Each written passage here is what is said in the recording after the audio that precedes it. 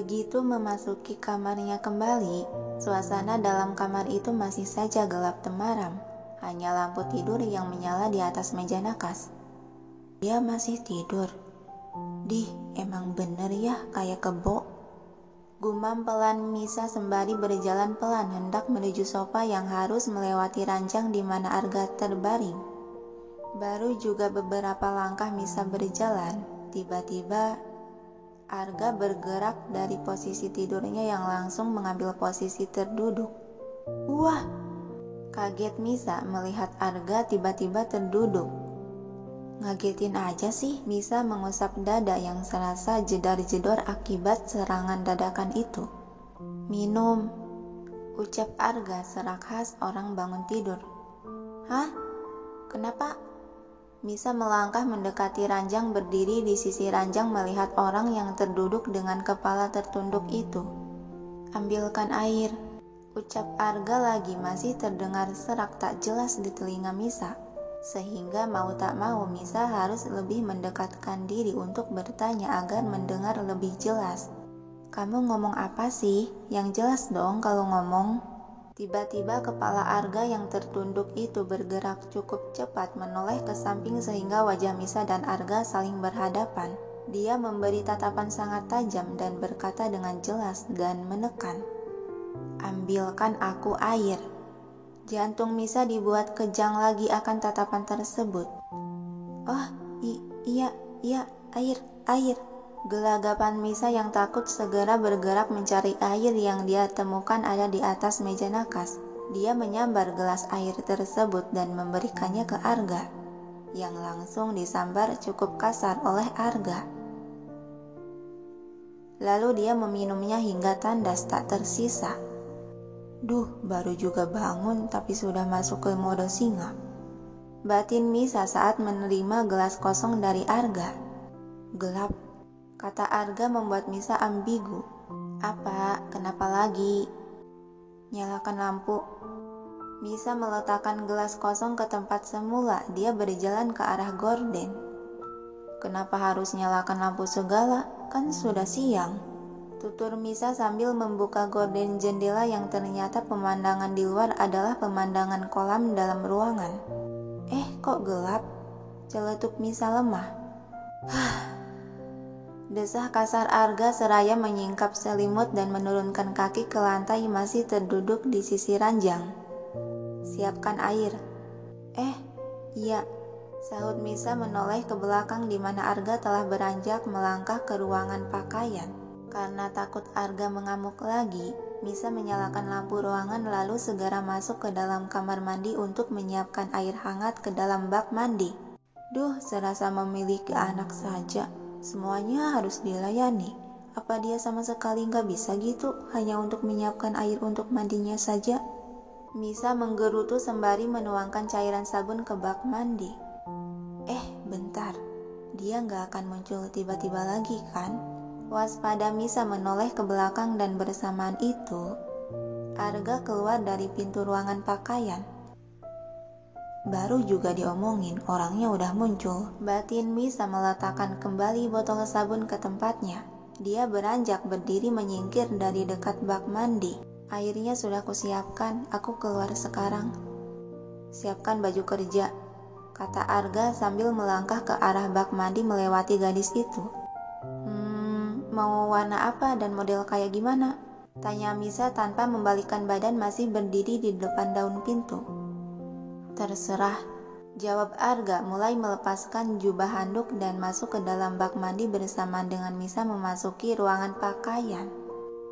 Misa menyiapkan baju kerja untuk dipakai oleh sang suami.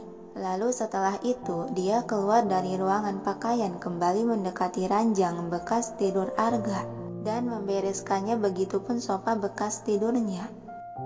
Arga keluar dari ruang pakaian. Dia sudah mengenakan kemeja berwarna langit biru dengan tangan menenteng jas hitam juga handuk kecil.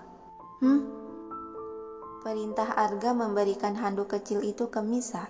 Alis Misa berkerut bingung. Kenapa? Keringkan, ucap Arga sembari melangkah melewati Misa dan duduk di sofa.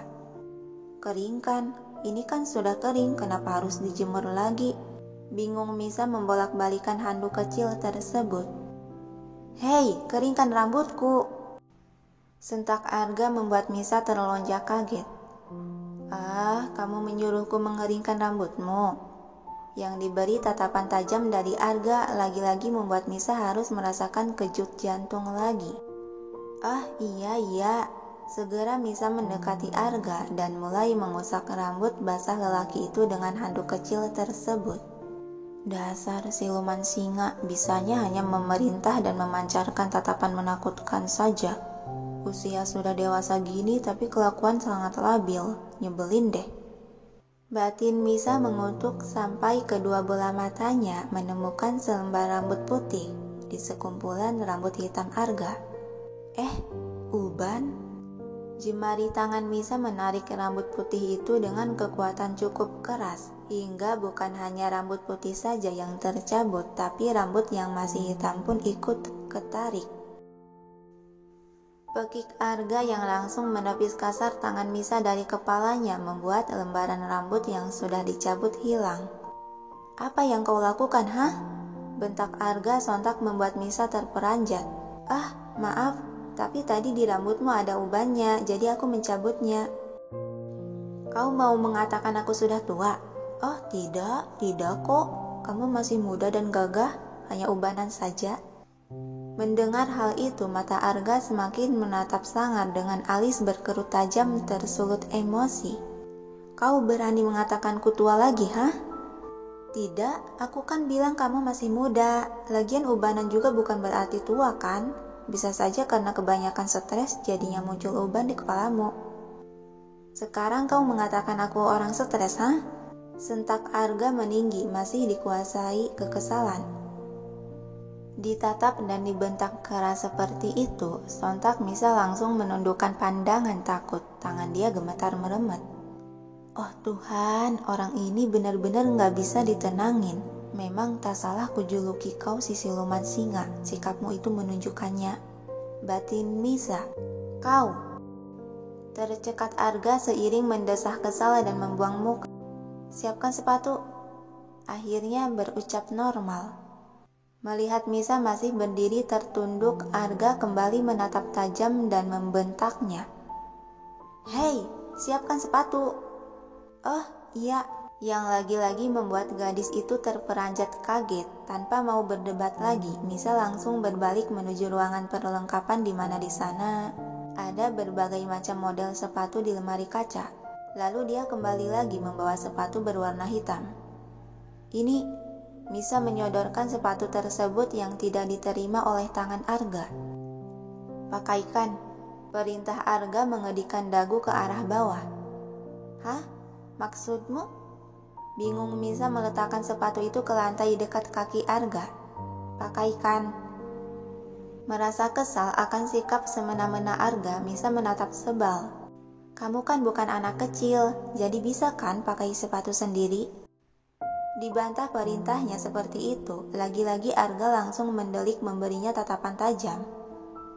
"Karena menikah denganmu, para pelayan yang melayaniku telah dicabut oleh ayah.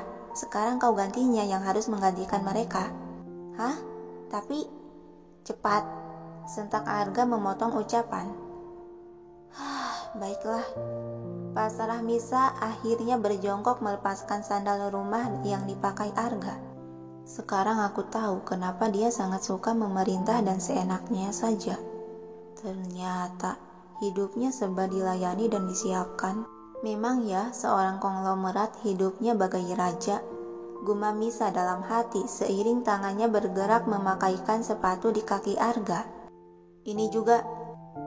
Perintah Arga melemparkan jas yang tadi dibawanya, yang langsung ditangkap oleh Misa. Misa hanya bisa menghembuskan napas pelan pasrah menurut. Dia berdiri dan hendak memakaikan jas itu ke tubuh jangkung Arga. "Aduh, kamu bisa nunduk bentar gak? Tanganku gak nyampe." "Cek, dasar anak kecil." Gumam Arga masih terdengar cukup jelas ke telinga Misa. "Apa kamu bilang?" sewot Misa sebal. "Naik ke atas." Arga mengalihkan pembicaraan dan mengedikkan dagu ke arah sofa menyuruh Misa agar naik ke atas sofa. Dengan nurut, Misa naik ke atas sofa dan memakaikan jas itu ke tubuh tegap Arga, sehingga sempat sejenak membuat Misa terpesona akan ketampanan dan kegagahan penampilan Arga. Saat di hadapan ayahku, bertingkahlah layaknya pasangan suami istri yang sesungguhnya. Jangan membuat dia curiga akan kontrak yang kita sepakati. Tutur Arga seraya memakai arloji di pergelangan tangan. Misa turun dari sofa dan menjawab, "Iya, aku tahu. Aku akan berakting seperti yang kamu inginkan."